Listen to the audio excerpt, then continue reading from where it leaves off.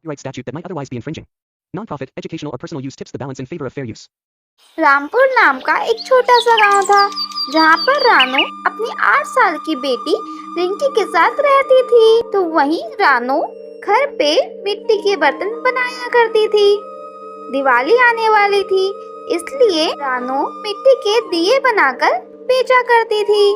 एक दिन रानू थकी हारी घर लौटती है। उफ, आज भी कोई दिया नहीं बिका, ऐसे कैसे घर चलेगा। माँ, आप उदास मत होइए, आज नहीं तो कल हमारे दिए जरूर बिकेंगे। अच्छा मम्मी, मैं एक बात बोलूं? हाँ मेरी बच्ची, बोलो। माँ, मैं सोच रही थी कि हम दिए के साथ क्यों ना पटाखे भी बेचें। क्या पता पटाखे के साथ साथ हमारे दिए भी बिक जाएं।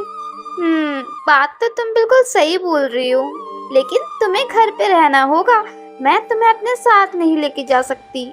माँ, मैं घर में बैठी बैठी बोर हो जाती हूँ। आपके साथ जाऊंगी तो आपकी मदद भी हो जाएगी और मुझे अच्छा भी लगेगा।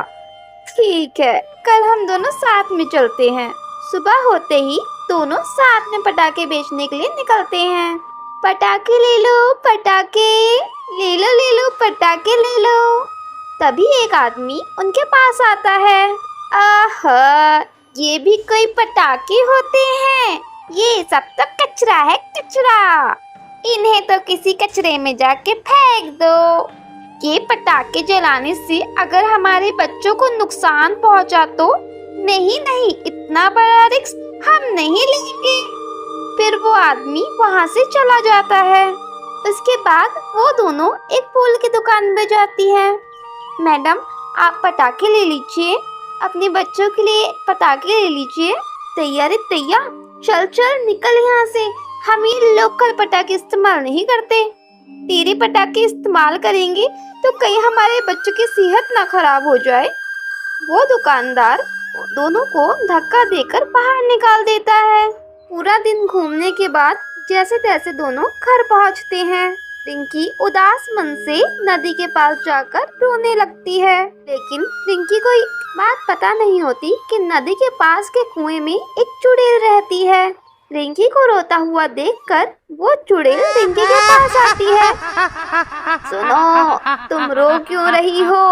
हे भगवान, चुड़ैल, अब मैं क्या करूं?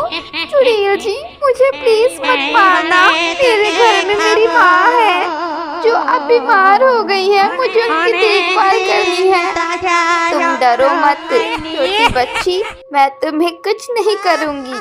पहले तुम मुझे ये बताओ कि तुम क्यों रो रही हो? चुड़ैल जी, मेरी माँ घर घर जाके दिए और पटाखे बेचती हैं, लेकिन कोई भी उनसे कुछ नहीं खरीदता और पूरा दिन घूमने की वजह से उनकी तबीयत भी खराब हो गई है। मुझे उनकी हालत देखी नहीं जाती। बच्ची, तुम रो मत, मैं एक अच्छी चुड़ैल हूँ और मैं तुम्हारी मदद करूँगी। उसके बाद वो चुड़ैल बहुत खूबसूरत लड़की का रूप ले लेती है।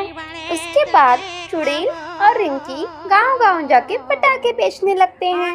तभी एक आदमी आके चुड़ैल से बोलता है, अरे तुम्हें पटाखे बेचने की क्या जरूरत, तुम तो खुद ही एक पटाखा लग रही हो। वैसे कैसे दे रही हो पटाखे? कैसे दे रही हो पटाखे? चुड़ैल भी अपनी मोहक आवाज में बोलती है। आपको कितने चाहिए? चुड़ैल उस आदमी को अपने बातों में फंसाती है और उससे काफी सारे पटाखे बेच देती है। ये देख के रिंकी भी खुश हो जाती है।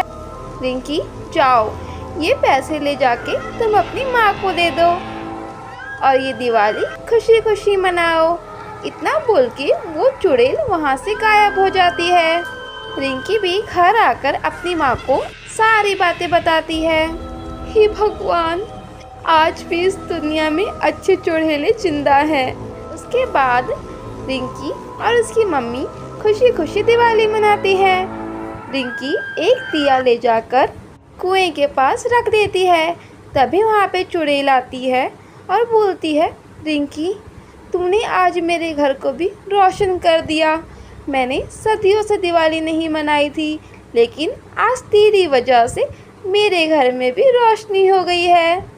इतना बोल के चुड़ैल को भी मुक्ति मिल जाती है।